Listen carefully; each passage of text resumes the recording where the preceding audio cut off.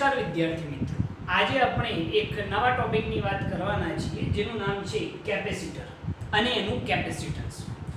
Capacitor એ આપણા day to day લાઈફની અંદર use થતી એક એવી વસ્તુ છે કે જેના વગર આપણે બિલકુલ ચાલે એવું છે નહીં. તો આજે આપણે આ લેક્ચરની અંદર કેપેસિટર વિશે સંપૂર્ણ માહિતી મેળવવાના છીએ કે કેપેસિટર કઈ જગ્યાએ યુઝ થાય છે, કઈ રીતે કાર્ય કરે છે, બરોબર છે. તો એને સમજવા માટે આપણા ડે ટુ ડે લાઈફની ઉદાહરણ લઈએ તો સપોઝ વિચારો કે આપણા ઘરની અંદર કોઈ એક પંખો હોય, આ રીતનો સપોઝ આપણે વિચારીએ આ રીતનો એક પંખો છે, બરોબર. ખાલી સમજવા માટે આપણે વિચારીશું આ રીતનો એક પંખો છે. કદાચ એ પંખો જો ફરતો ન હોય, આપણે એની સ્વિચ ઓન કરીએ છતોય જો એ પંખો ફરતો ન હોય તો આપણે શું કરીએ છીએ? તો આપણે પહેલાં તો એ ટ્રાય કરીએ છીએ, દરેકે ટ્રાય કરેલું હશે કે ફરતો ન હોય તો આપણે એની અંદર ઓગળી નાખીને આમ એના પોખીઓ જે છે એને ફેરવવાનો પ્રયત્ન કરીએ છીએ. જો આપણે ઓગળી નાખીને એને ફેરવીએ તો એ ફરવાનું સ્ટાર્ટ થઈ જાય છે. આવા અનુભવો દરેકે કરેલા હશે, બરોબર છે. તો આવું કેમ થયું? જ્યારે આપણે ઇલેક્ટ્રિશિયનને આપણા ઘરે બોલાવીએ છીએ તો ઇલેક્ટ્રિશિયન આવી અને જ્યારે એને જોવે છે તો એ એવું કહે છે કે આની અંદર એનું કન્ડેન્સર ખરાબ થઈ ગયું છે અથવા તો પછી કેપેસિટર ખરાબ થઈ ગયું છે, બરોબર છે. કન્ડેન્સર અને કેપેસિટર બંને એક જ વસ્તુ છે. અત્યારે હાલની કન્ડિશનમાં જે કન્ડેન્સર છે એને જ આપણે કેપેસિટર કહીએ છીએ, જે આપણો ટોપિક છે. તો કેપેસિટર એ દરેક જગ્યાએ યુઝ થતી વસ્તુ છે. આપણા ઘરની અંદર લગભગ બધા જ ઇન્સ્ટ્રુમેન્ટની અંદર આપણે કેપેસિટરનો યુઝ કરીએ છીએ, બરોબર છે. બીજી વસ્તુ કે કેપેસિટર જે છે એ વન ટાઈપ ઓફ એક એવું કાર્ય કરે છે કે જનરલી કોઈ પણ કામની શરૂઆત કરવી હોય તો એ પ્રમાણમાં મુશ્કેલ હોય છે. કોઈ પણ કામની શરૂઆત જે હોય છે એનું સ્ટાર્ટઅપ પોઈન્ટ જે છે એ ખૂબ જ મુશ્કેલ હોય છે. પરંતુ જો એને એક વખત સ્ટાર્ટ કરી દેવામાં આવે તો એ કામ પછી આગળ થયા કરે છે, બરોબર છે. એટલે કોઈ પણ કામની શરૂઆત કરવી એ ખૂબ જ મુશ્કેલ છે. આપણા ડે ટુ ડે લાઈફની અંદર પણ આપણે એ વસ્તુ સમજી શકીએ છીએ. એક વાર સ્ટાર્ટ થઈ જાય પછી તો એ થયા કરે છે. આપણે એજ્યુકેશનની વાત કરીએ તો આપણે ભણવાનું સ્ટાર્ટ કરવું ખૂબ જ મુશ્કેલ છે, વાંચવા બેસવું ખૂબ જ મુશ્કેલ છે. પરંતુ તમે વાંચવાનું સ્ટાર્ટ કરો છો 1 દિવસ 2 દિવસ 3 દિવસ પછી જ્યારે રેગ્યુલર થઈ જાય એના પછી તમને સહેજ પણ એની અંદર તકલીફ પડતી નથી. તો કેપેસિટર પણ એવું છે, એ કોઈ પણ વસ્તુને સ્ટાર્ટ કરવાની અંદર તમને મદદરૂપ થાય છે, બરોબર છે. તો અહીંયા આગળ મેં એક વસ્તુ લખેલી છે કે કોઈ પણ કામ શરૂ કરવાનું કેવું હોય છે? કઠિન હોય છે. આ જે કઠિન કામ છે એ જ કામ કોણ કરે છે? કેપેસિટર કરી રહ્યું છે, બરોબર છે. બીજી વસ્તુ કે આપણા ઘરની અંદર કઈ કઈ જગ્યાએ કેપેસિટર યુઝ થાય છે? તો કોઈ પણ પંખો હોય, મોટર હોય, બરોબર છે. તમે સમજી લો કે આપણા ઘરે કુલર હોય છે તો એ દરેકની અંદર કેપેસિટર લગાવેલું હોય છે. ઘંટીની અંદર પણ જે ઘરઘંટી હોય છે એની અંદર પણ કેપેસિટર લગાવેલું હોય છે. નાના મોટી દરેક વસ્તુની અંદર કેપેસિટર હોય છે. કેપેસિટર જે છે એ પંખો, મોટર અથવા તો એવી ઘણી બધી વસ્તુઓની અંદર આપણને જોવા મળે છે, બરોબર છે. આપણે જાણીએ છીએ કે પંખો હોય, મોટર હોય કે પછી કોઈ કુલર હોય તો એ દરેકનું સ્ટાર્ટ થવું ખૂબ જ મુશ્કેલ છે. અને એને સ્ટાર્ટ થવા માટે સૌથી વધુ પ્રવાહની જરૂર પડે છે. જનરલી આપણા ઘરની અંદર પંખો જ્યારે યુઝ થતો હોય, પંખો જ્યારે ફરતો હોય તો એ વખતે એને વધુ પ્રવાહની જરૂર પડતી નથી, પરંતુ એને સ્ટાર્ટ થવા માટે વધુ પ્રવાહની જરૂર પડે છે. આપણા ઘરની અંદર જે ઇન્સ્ટ્રુમેન્ટો હોય છે એ 25 એમ્પિયરથી 50 એમ્પિયર સુધીની પાવરની ક્ષમતા ધરાવતા હોય છે એને સ્ટાર્ટ થવા માટે. પંખો અથવા તો મોટર અથવા તો કોઈ પણ ઇન્સ્ટ્રુમેન્ટ હોય તો એને સ્ટાર્ટ થવા માટે આટલા પ્રવાહની જરૂર પડે છે, બરોબર છે. અને આટલો પ્રવાહ એકસાથે આપણે આપતા નથી, બરોબર છે. તો એના માટે આપણે કેપેસિટર યુઝ કરીએ છીએ કે પંખો અથવા તો મોટરને સ્ટાર્ટ થવા માટે વધુ પાવરની જરૂર હોય છે, વધુ પ્રવાહની જરૂર હોય છે. અને એટલો પ્રવાહ આપણે સીધો એને મળી શકતો હોતો નથી. સીધો તો કેટલો 5 એમ્પિયર 7 એમ્પિયર જેટલો જ મળતો હોય છે, વધુ મળતો હોતો નથી, બરોબર છે. તો એને એક સાથે આટલો બધો પ્રવાહ આપવો કઈ રીતે? તો એ કામ કોણ કરશે? તો કેપેસિટર કરશે. કેપેસિટર શું કરશે કે પંખાને સ્ટાર્ટ થવા માટે સપોઝ વિચારીએ કે ધારો કે 25 એમ્પિયરની જરૂર છે, બરોબર છે। આ બાજુથી થોડો થોડો પ્રવાહ આવી રહ્યો છે, તો એ શું કરશે? પ્રવાહને આવવા દેશે, આવી જા દરેક પ્રવાહ જે છે એને ભેગો કરશે અને એક સાથે પંખાને શું કરશે? આપી દેશે। એક સાથે જો પંખાને આપવામાં આવશે તો પંખો ફરવાનું સ્ટાર્ટ થઈ જશે, બરોબર છે। તો કેપેસિટરનું આ જ કામ છે કે વિદ્યુત ઉર્જાને એકઠી કરે છે અને એકઠી કરી અને એક સાથે ઇન્સ્ટ્રુમેન્ટને આપી દે છે, જેથી ઇન્સ્ટ્રુમેન્ટ સ્ટાર્ટ થઈ જાય છે, બરોબર છે। દરેકની અંદર પંખો હોય, મોટર હોય, કુલર હોય, દરેકની અંદર ઘરઘંટી હોય, દરેકની અંદર આ કામ હોય છે। કેપેસિટર લગાવેલું જ હોય છે। કેપેસિટર તમે જોશો તો આ પંખાની અંદર તમે જોશો તો તમને એક આવી રચના જોવા મળશે।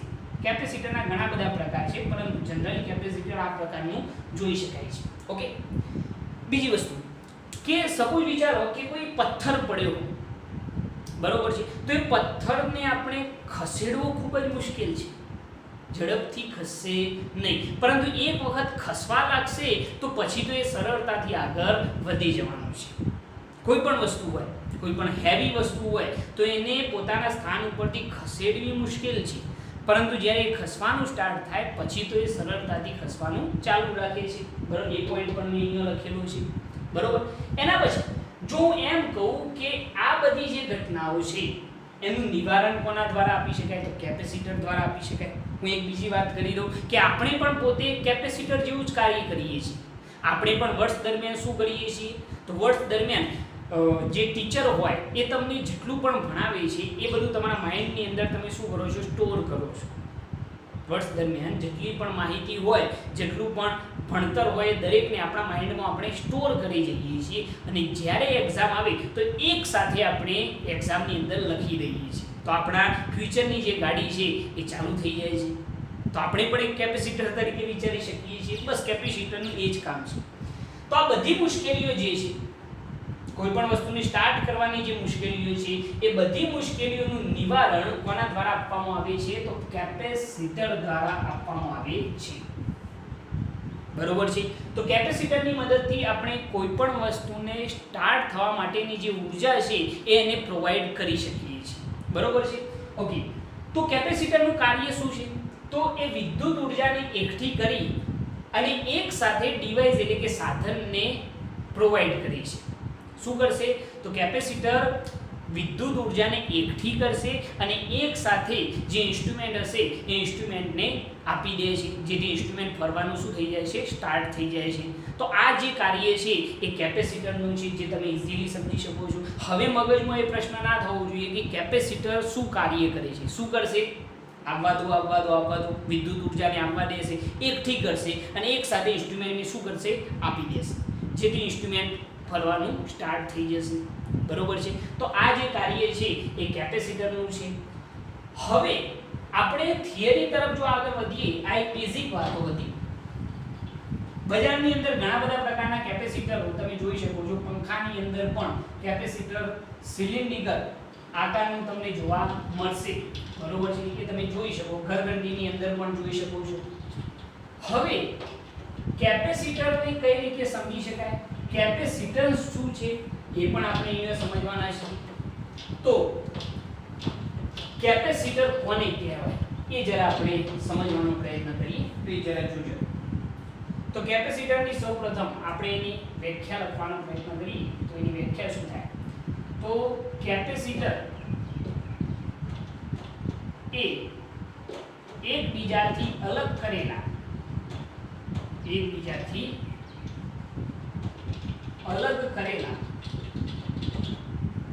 બે સુવાહકોથી બનતી રચના છે। સૌથી મહત્વનો પોઈન્ટ છે। કેપેસિટર શું છે?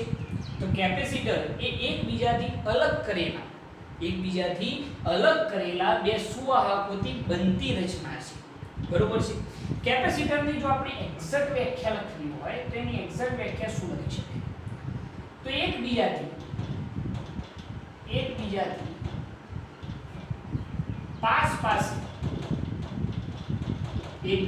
પાસે યાદચ્છિક રીતે ગોઠવેલા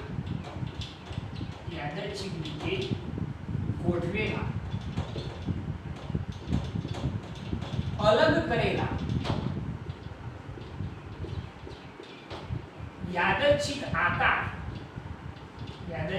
આકાર અને કદના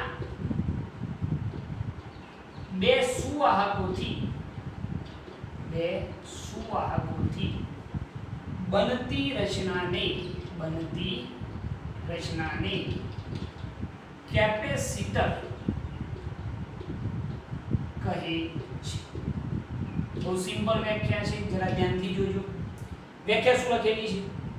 પહેલા તો મેં એવું લખેલું છે કે એકબીજાથી અલગ કરેલા બે સુવાહકોથી બનતી રચના, જેને આપણે શું કહીએ છીએ? કેપેસિટર। બરોબર છે। કેપેસિટરની એક્ઝેક્ટ વ્યાખ્યા શું છે? તો એકબીજાથી પાસ પાસે યાદચ્છિક રીતે ગોઠવેલા, અલગ કરેલા, યાદચ્છિક આકાર અને કદના બે સુવાહકોથી બનતી રચનાને શું કહેવામાં આવે છે? કેપેસિટર કહે છે। બરોબર છે। હવે કેપેસિટર જો આપણે દોરવું હોય તો તમે ઈઝીલી દોરી શકો છો, પરંતુ એને સમજવા માટે આપણે એવું વિચારી લઈએ કે ધારો કે હું અહીંયા આગળ એવું વિચારું કે અહીંયા આગળ એક સુવાહકની પ્લેટ છે, બરોબર, જેના પરનો વિદ્યુતભાર કેવો હોય તો હું કહી દઉં છું કે પ્લસ Q છે। પ્લસ Q હોય એટલે બધો ધન વીજભાર હશે એના ઉપર। આ એક પ્લેટ થઈ ગઈ। એનું વિદ્યુત સ્થિતિમાન કેવું હોય તો શું કહી દઈએ? V1 કહી દઈએ। એની નજીકના વિસ્તારમાં એક બીજી સુવાહકની પ્લેટ મૂકી દઈએ જે ઋણ વીજભારિત કરેલી છે। આ બંને એકબીજાથી અલગ કરેલી છે। એના પરનો વીજભાર કેવો હોય તો પેલો કહી દઈએ -Q, અને એના પરનું સ્થિતિમાન કેવું હોય તો કહી દઈએ V2। બરોબર છે। આ બે પ્લેટો થઈ ગઈ। તો આ વ્યાખ્યા મુજબ જ છે કે એકબીજાથી પાસે યાદચ્છિક રીતે ગોઠવેલા, અલગ કરેલા, યાદચ્છિક આકાર અને કદના બે સુવાહકોથી બનતી રચનાને શું કહેવામાં આવે છે? કેપેસિટર કહે છે। તો અહીંયા આગળ આ પહેલી પ્લેટ છે, આ બીજી પ્લેટ છે। પહેલી પ્લેટ ધન વીજભારિત કરેલી છે, બીજી પ્લેટ ઋણ વીજભારિત કરેલી છે। પહેલી પ્લેટનું સ્થિતિમાન V1, બીજી પ્લેટનું સ્થિતિમાન V2। જો વિદ્યુત સ્થિતિમાનનો તફાવત કેવો હોય તો V બરાબર V1 માઈનસ શું થઈ જાય? V2। આ જે છે એ વિદ્યુત સ્થિતિમાનનો તફાવત છે। બરોબર છે? ઓકે। હવે એના પછી જો આપણે આગળ વાત કરીએ તો એના પછી શું સમજી શકાય એ જરા જોજો। તો અહીંયા આગળ આપણે જે આ બંને સુવાહકની પ્લેટ વિચારેલી છે એની અંદર આ સુવાહકની પ્લેટ પરનો કુલ વિદ્યુતભાર કેવો હોય તો કેટલો થઈ જાય? 0। આ જે બંને પ્લેટો છે એનો કુલ વિદ્યુતભાર કેવો હોય તો એ 0 હોય છે। જેટલો ધન વીજભાર હોય આ પ્લેટ ઉપર એટલો જ એનો ઋણ વીજભાર હશે। તમે કહેશો આને વીજભારિત કઈ રીતે કરી શકાય? સિમ્પલ વસ્તુ છે। આ બંને પ્લેટો જે છે એને આપણે કોઈ એક બેટરી સાથે જોડી દઈએ તો બંને પ્લેટ વીજભારિત થઈ શકે છે। બરોબર છે? ઓકે। તો અહીંયા આગળ આપણે એમ કહી દઈએ કે બંને પ્લેટ પરનો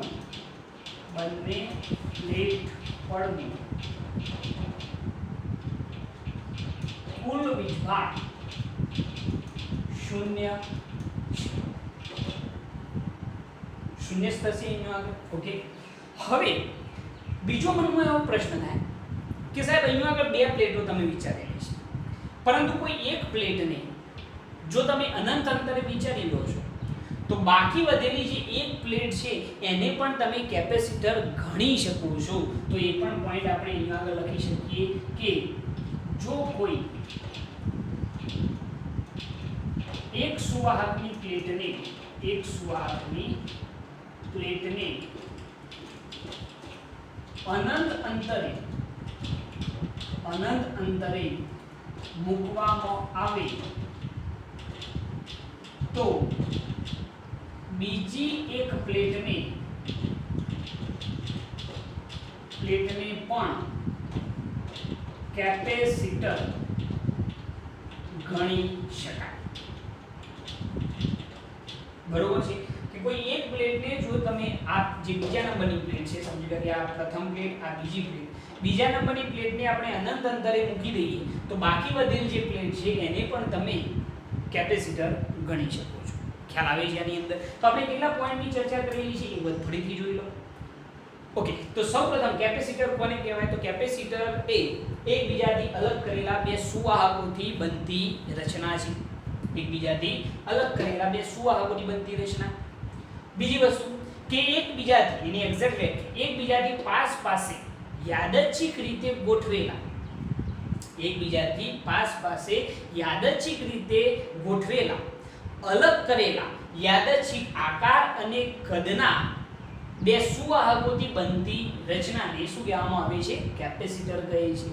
એના પછી સુવાહકની બંને પ્લેટ પરનો કુલ વિદ્યુતભાર કેટલો થઈ જાય? તો શૂન્ય થઈ જશે.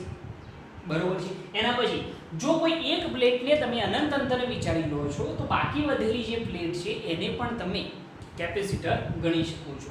ઓકે, હવે આનાથી આગળ થોડીક આપણે જો વાત કરીએ, આ તમે જરા નોટ કરી લેજો, તો આગળ આપણે શું સમજી શકીએ છીએ એ જરા જોજો. તેના માટે આપણે એવું વિચારી શકીએ કે સમજી લો કે આપણે એક પ્લેટ જે છે એને અનંત અંતરે વિચારી લઈએ તો શું વિચારી શકાય એ જરા જોજો. ઓકે, સમજી લો કે અહીંયા આગળ જે એક પ્લેટ છે એને આપણે અનંત અંતરે વિચારી લઈએ. જનરલી આપણે વિદ્યુતભાર ક્યાંથી લાવીએ છીએ? તો સાહેબ અનંત અંતરેથી લાવીએ છીએ. તો એના માટે આપણે વિચારીએ કે અહીંયા આગળ કોઈ એક ગોળો છે, એક સુવાહકની પ્લેટ છે, બરોબર છે. જનરલી મેં કહ્યું એમ વિદ્યુતભાર આપણે ક્યાંથી લાવીએ છીએ? તો સાહેબ અનંત અંતરેથી, ઇન્ફાઇનાઇટ અંતરેથી લાવીએ છીએ, બરોબર છે. સમજી લો કે પહેલો વિદ્યુતભાર આપણે અહીંયા લાવીએ તો આ પહેલો વિદ્યુતભાર આવે.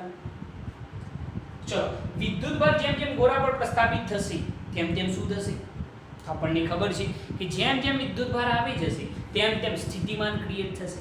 અને સ્થિતિમાન ક્રિએટ થાય તો આગળ વિદ્યુત ક્ષેત્ર પણ હશે. આપણને ખ્યાલ છે, આ વસ્તુ આગળ આપણે જોઈ ચૂકેલા છે કે જો સ્થિતિમાન હોય તો વિદ્યુત ક્ષેત્ર હાજર જ હોય, બરોબર છે. તો આ પહેલો વિદ્યુતભાર આવે તો સ્થિતિમાન હશે. ચલો, બીજો લાવે તો સ્થિતિમાન વધશે. સ્થિતિમાન શું છે તમને ખ્યાલ છે. ચલો, ત્રીજો લાવીએ છીએ, ચોથો લાવીએ છીએ, પાંચમો, છઠ્ઠો, સાતમો, એમ વિદ્યુતભારને આપણે આ ગોળા પર લાવી જઈએ છીએ. પરંતુ જેમ જેમ આપણે આ અનંત અંતરેથી વિદ્યુતભારને ગોળા પર લાવી જઈએ છીએ તેમ તેમ સ્થિતિમાન વધતું જાય છે. જે આ જે અનંત અંતરે વિદ્યુતભાર છે એ ગોળા પર પ્રસ્થાપિત થવા માટેનો જે માર્ગ છે એની અંદર એક અવરોધ પેદા કરે છે. એટલે કે ગોળાને એક પ્રકારે કહીએ તો વિરોધ કરે છે. ગોળા પર આ વિદ્યુતભારને આવવા દેતું નથી. તો અહીંયા આગળ આપણે એવું લખી શકીએ કે અનંત અંતરેથી અથવા તો એમ લખીએ કે પરીક્ષણ વિદ્યુતભારને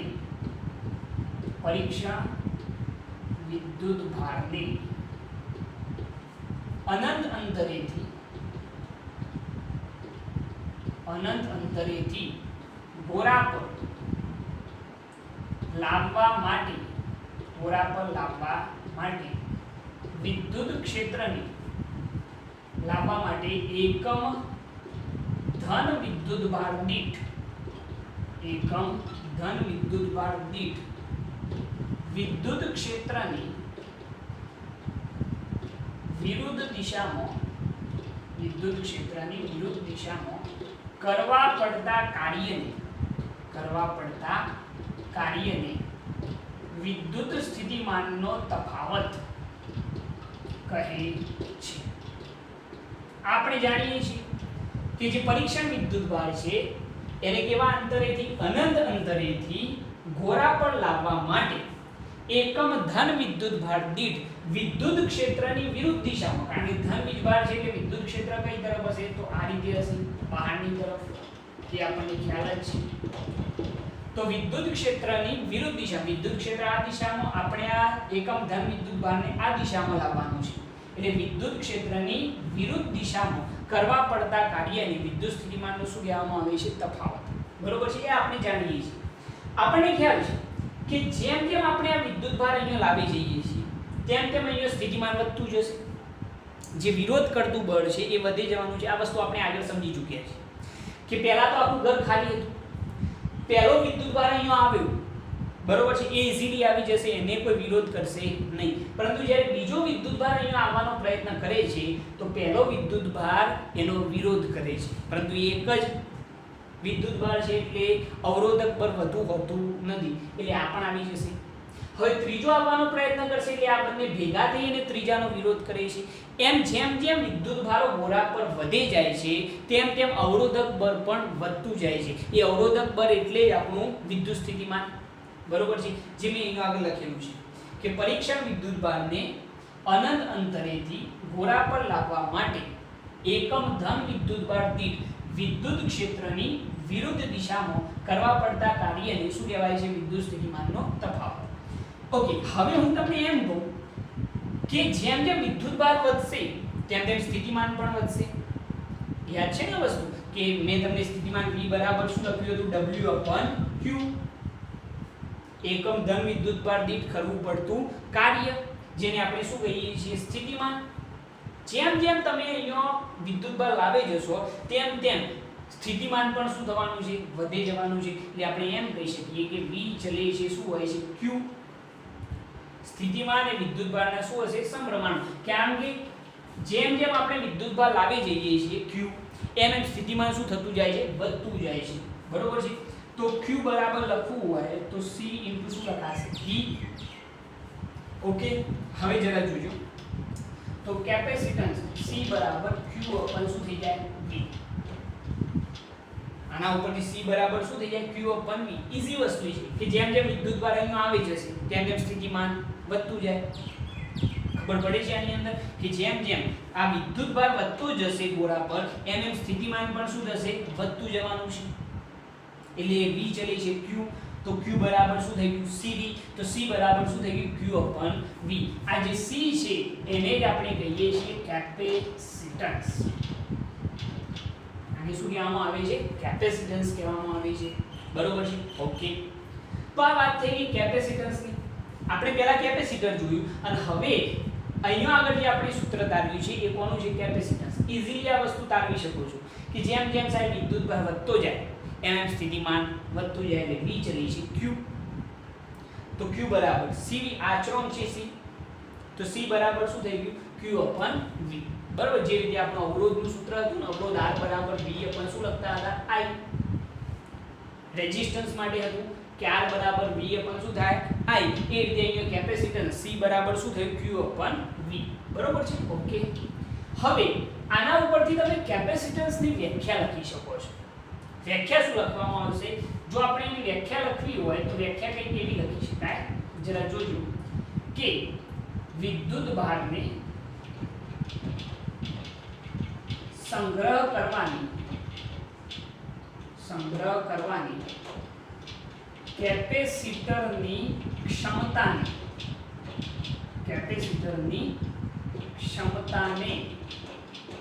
કેપેસિટન્સ કહે છે.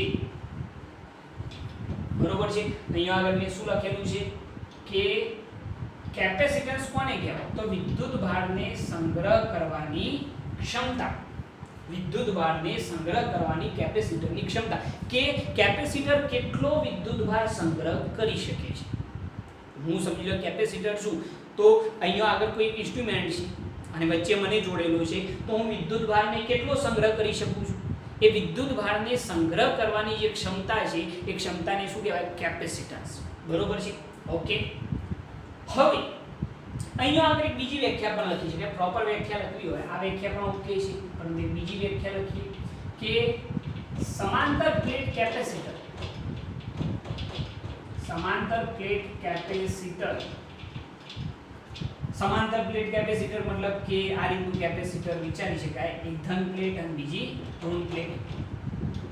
એક સમાંતર પ્લેટ કેપેસિટર છે જે આપણે નેક્સ્ટ થિયરી જોવાના છે, પરંતુ એના પહેલા એની વ્યાખ્યા કેપેસિટન્સની.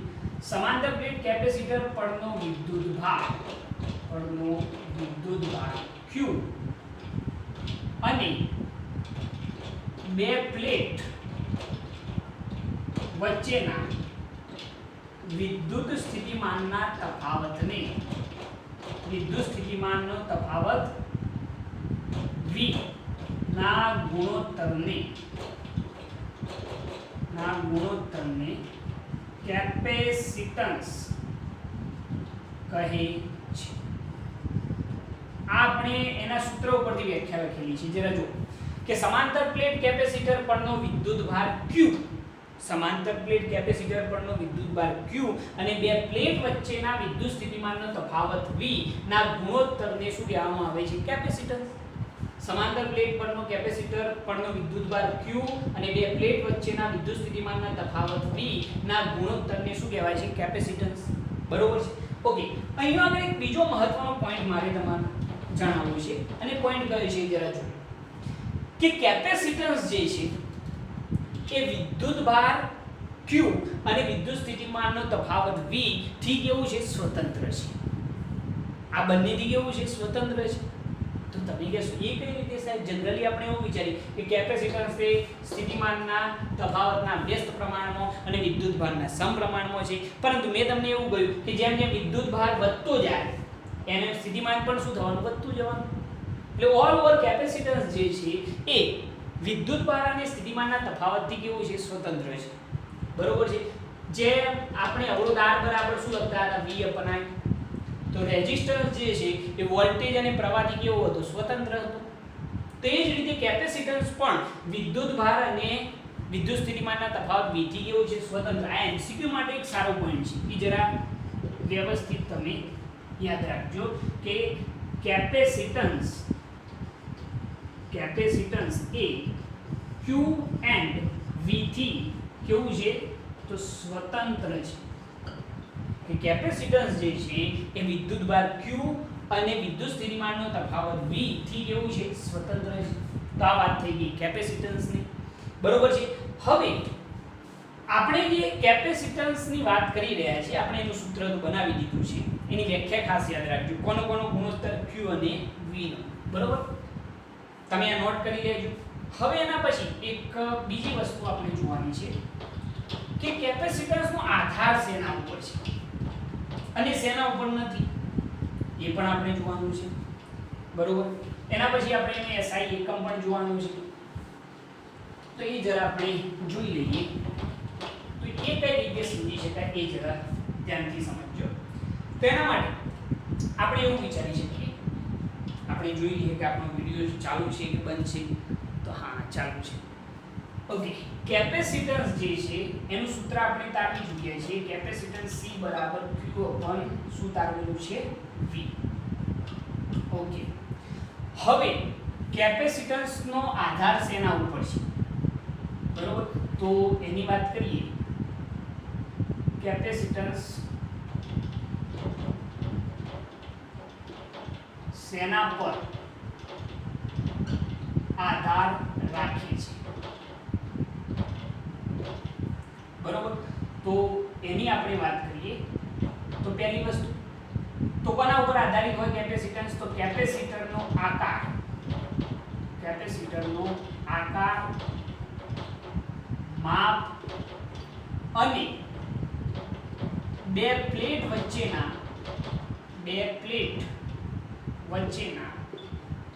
અંતર પર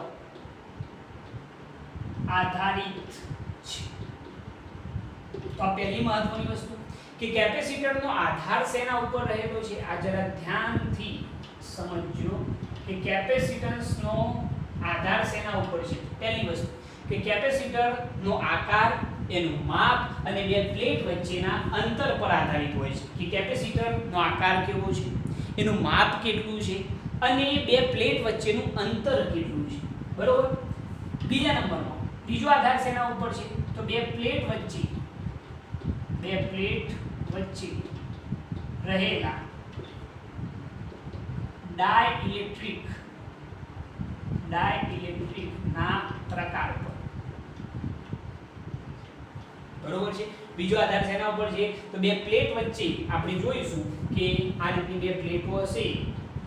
આ કેપેસિટરની રચના છે અને એની વચ્ચે આપણે કોઈ ડાઇલેક્ટ્રિક મૂકી દઈએ તો કેપેસિટન્સ વધી જશે. જે આપણે જોવાના છીએ. તો બે પ્લેટ વચ્ચે રહેલા ડાઇલેક્ટ્રિકના પ્રકાર પર પણ આધારિત છે. અને ત્રીજું, એક કેપેસિટરની નજીક બીજા કોઈ કેપેસિટરની હાજરી પર પણ આધાર રાખે છે.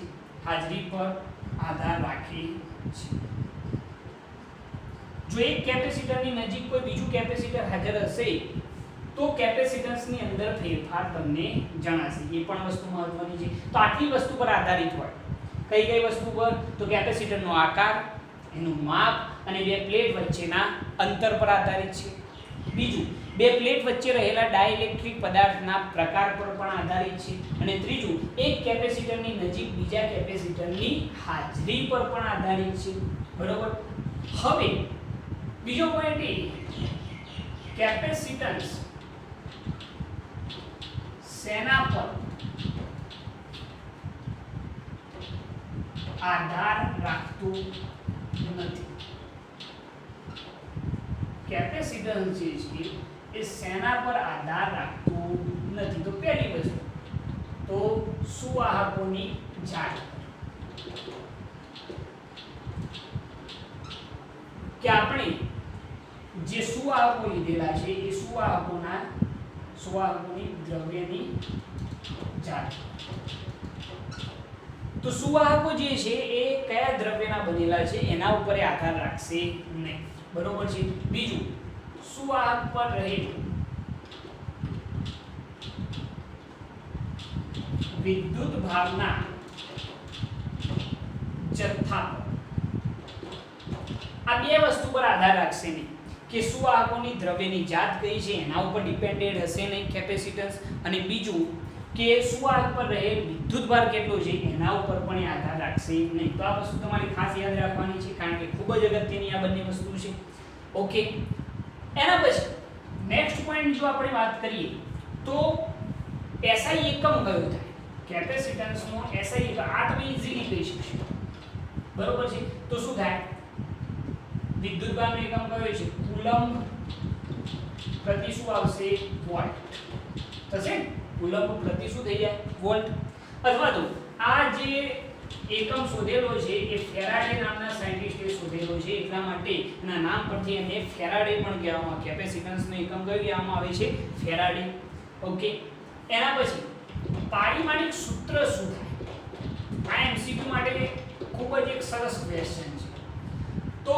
કેપેસિટન્સ માટે પારિમાણિક સૂત્ર શું થાય તો જરા જોઈએ આપણે બનાવીએ એટલે ઈઝીલી તમને ખ્યાલ આવશે આપણે ડાયરેક્ટ નથી કેવું વિદ્યુતભારનો પારિમાણિક સૂત્ર શું થાય તો તમે કહેશો સાહેબ A1T1 યાદ છે ને Q = IT વિદ્યુત પ્રવાહનો એમ્પિયર સમયનો t એટલે વિદ્યુતભારનો SI સોરી પારિમાણિક સૂત્ર શું થયું A1T1 અને સ્થિતિમાનનું શું થાય અરે સાહેબ સ્થિતિમાનનું ભૂલી ગયા તો સ્થિતિમાનનું યાદ કરાવો કે સ્થિતિમાન V = W ઉપર શું લખતા Q યાદ છે ને તો સ્થિતિમાન V = W ઉપર Q ચલો કાર્યનું શું થાય તો તમે કહેશો m1L2T - 2 બરોબર કાર્યનું પારિમાણિક સૂત્ર અપન વિદ્યુતભારનું શું થાય A1T1 જરા સાદું રૂપ આપી દો ફટાફટ તો m1L2T - 3 t ની એક ઘાત અંશમાં જાય માઈનસ અને a⁻⁻1 આ વિદ્યુત સ્થિતિમાનનું થઈ ગયું જે અહીંયા એપ્લાય કરી દઈએ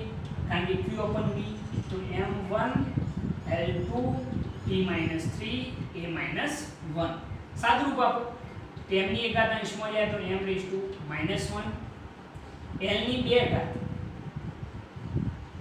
ની 2 ઘાત એ જો અંશમાં જશે તો કેવી થઈ જશે l ની -2 ઘાત બરોબર છે ચલો t ની કેટલી ઘાત થઈ જશે તો t ની 4 ઘાત થઈ જશે t ની -3 અંશમાં જાય તો ધન થઈ જાય એટલે t ની 4 ઘાત અને a નો શું થઈ જશે સ્ક્વેર બરોબર છે તો m ની -1 l ની -2 t ની 4 ઘાત અને a નો સ્ક્વેર આ સૂત્ર યાદ રાખજો બરાબર જાતે બનાવી શકો છો MCQ માટે ઇમ્પોર્ટન્ટ ગણી શકાય ઓકે હવે એના પછી એના થોડાક નાના એકમોની પણ આપણે ચર્ચા કરી લઈએ તો નાના એકમો તમે ઈઝીલી લખી શકો કે 1 માઇક્રોફેરાડે બરાબર શું થાય 10 - 6 ઘાત ફેરાડે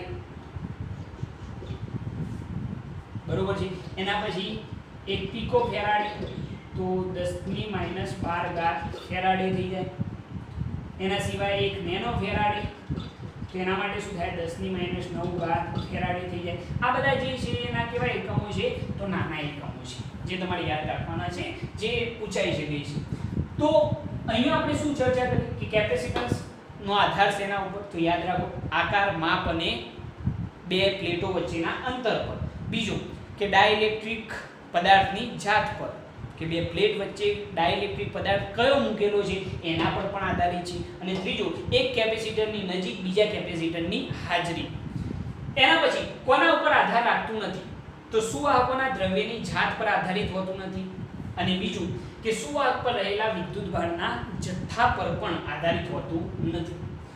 કેપેસિટન્સની SI એકમ કયો તો કુલમ પ્રતિ વોલ્ટ, બરોબર છે.